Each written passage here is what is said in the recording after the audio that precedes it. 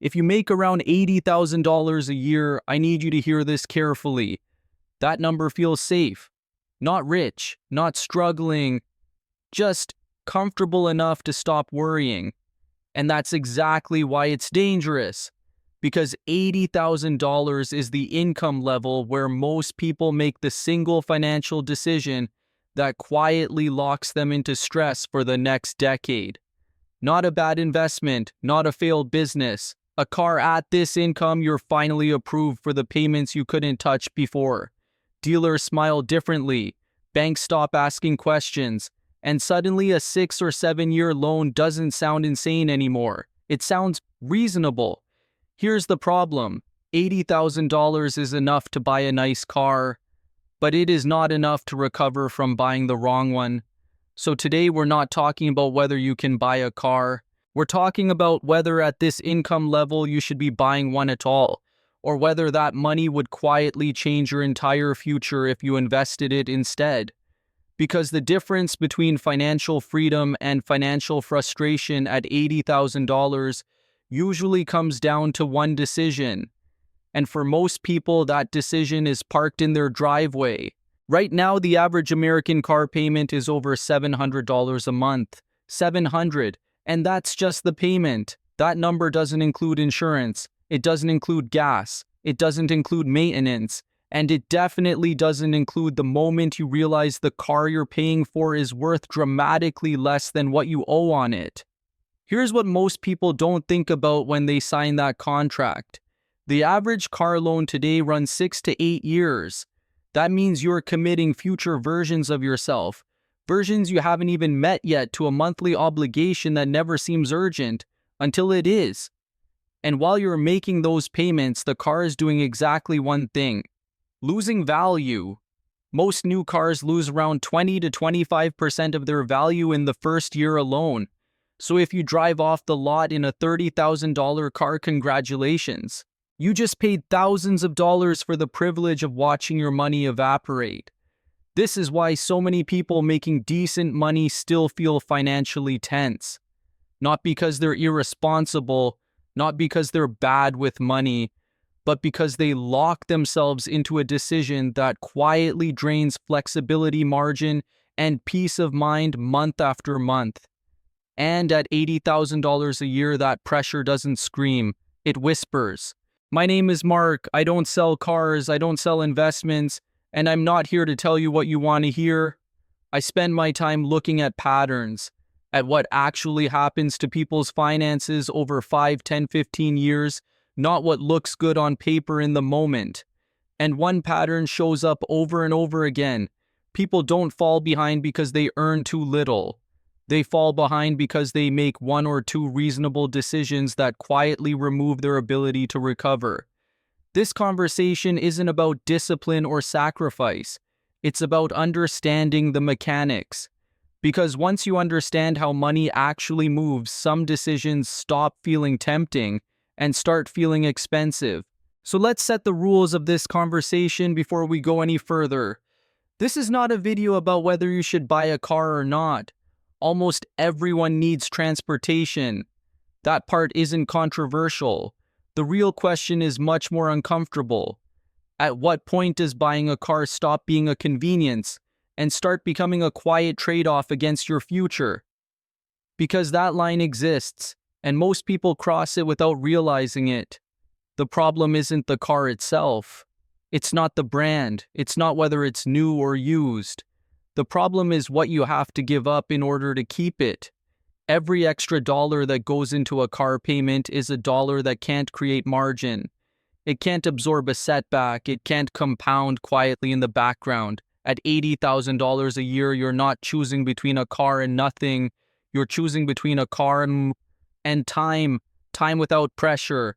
Time with options. Time where one unexpected bill doesn't send your finances into defense mode.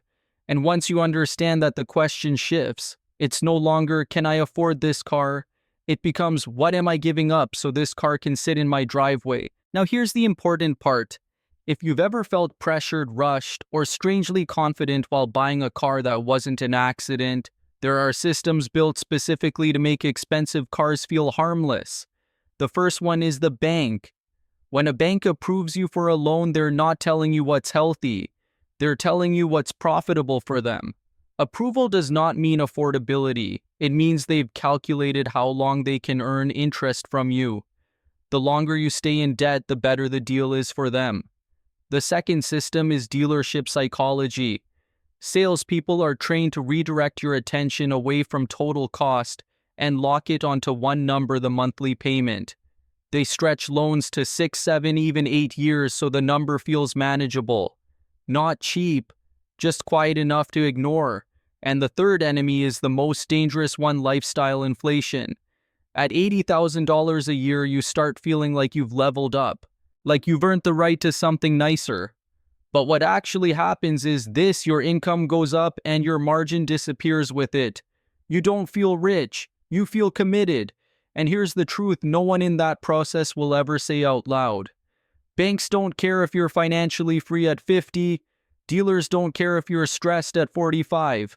The system only cares that the payments keep coming. And once you see that, you stop blaming yourself and start seeing the trap for what it is. So if the system is designed to make expensive cars feel harmless, you need a system of your own. Not opinions, not vibes, rules. Because rules remove emotion from a decision that dealerships are built to make emotional. The most common guideline is called the 24-10 rule, 20% down, finance no longer than 4 years, and keep your total transportation costs under 10% of your monthly income. Notice what that rule does. It forces you to buy a car you can actually afford quickly, not a car you can barely tolerate paying for. But even that rule is generous.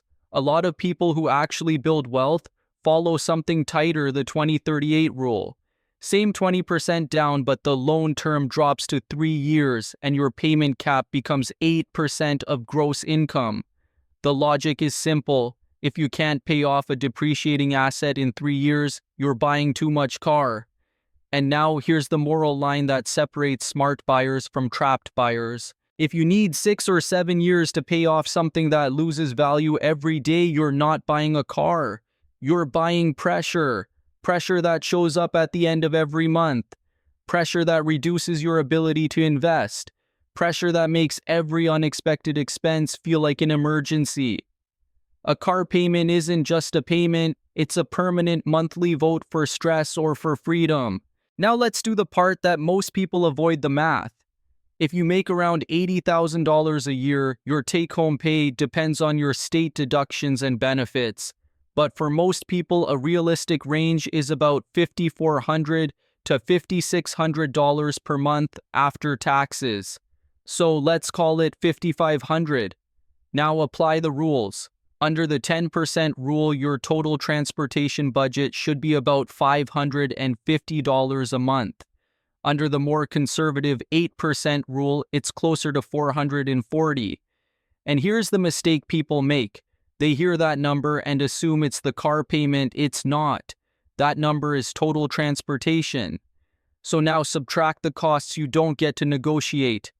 Insurance, gas, basic maintenance.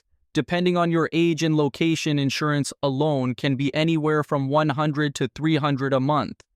Gas might be another $100. So let's be conservative and say your non-negotiables are around $200 a month. That means under the 10% rule, you're left with roughly $350 for the actual car payment.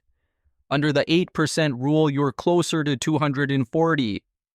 Now here's where reality shows up. With a payment in that range plus a proper down payment and reasonable loan terms, you're not shopping for a brand new SUV.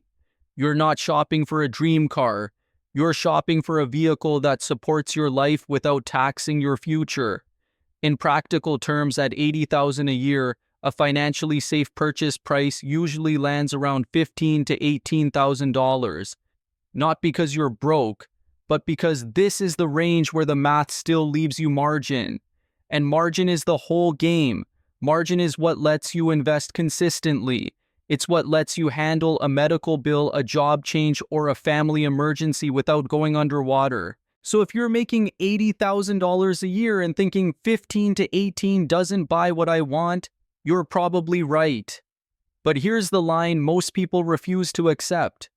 $80,000 is the income level to build a foundation, not to flex a result. Because the person making $80,000 who drives a boring, reliable car and invests the difference doesn't just look less impressive. They become dangerous. They become the person who can quit, the person who can say no, the person who doesn't panic when life gets messy. And that's what this decision is really buying. This is the fork in the road that most people never consciously see. At $80,000 a year, you're not choosing between a car and nothing. You're choosing between two futures that look very similar on the outside, but feel completely different on the inside. On one side is the expensive car, the payment is higher, the loan is longer, and every month more of your income is already spoken for before it ever hits your account. There's nothing dramatic about it. You still go to work, you still pay your bills, but your money never gets ahead of you. It just keeps up. On the other side is the boring car. The payment is smaller, the loan ends faster, and something subtle but powerful starts to happen. Your money has room to move. That extra cash doesn't disappear into a driveway. It starts showing up somewhere else, an investment account, a retirement plan, a buffer that absorbs stress instead of creating it. Nothing about this choice feels heroic in the moment. But over time, one path creates options.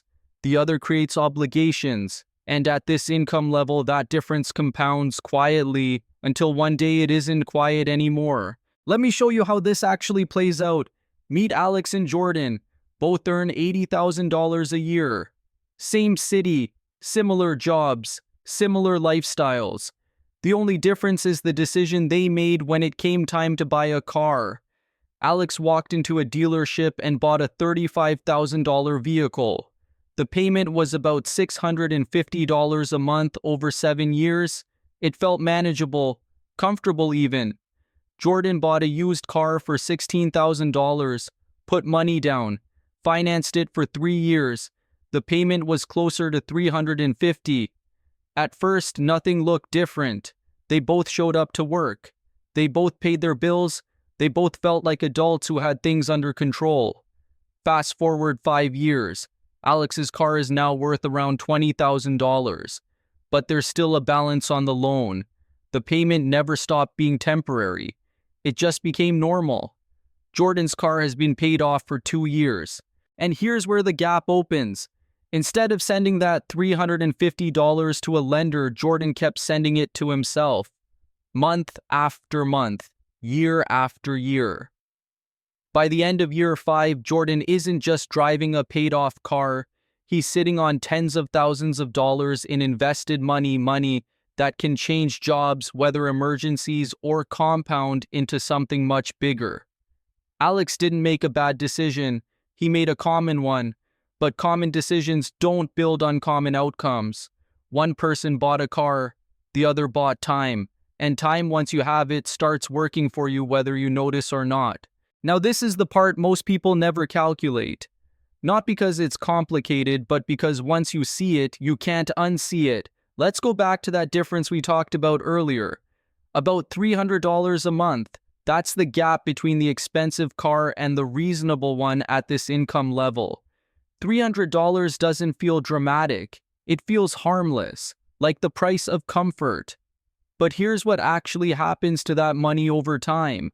If instead of sending that $300 to a lender, you invested it consistently, nothing fancy, just a broad market return, and it earned around 7% a year, over 20 years, that turns into well over $150,000. Over 30 years, it pushes past $300,000. And that's not a theoretical number. That's real money created from a decision you make once and live with quietly. This is the cost nobody mentions at the dealership. It's not the payment. It's not the interest rate. It's everything that money could have become if it wasn't tied to something losing value. So when people say it's just a car, what they're really saying is, I'm comfortable trading future freedom for present comfort. And here's the insight most people reach too late. The car you buy today might not be what traps you, but it might be the reason you never actually escape. This is where the definition of wealth usually breaks down. Most people think being rich means looking rich, driving something impressive, owning things that signal success.